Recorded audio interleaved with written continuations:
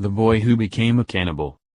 No matter how much of a social outcast you are in high school, there's always this one kid who's even worse off. I recall a guy who, on the one hand, had facial hair before anybody else in his class and, on the other, wore a slide rule attached to his belt. I wonder what happened to him. In My Friend Dahmer, written and directed by Marc Meyers and adapted from a graphic novel memoir by Derf Backderf, that one kid is, yes, Jeffrey Dahmer, who shortly after completing his studies at an Ohio high school began his career as a sex offender, serial killer and cannibal.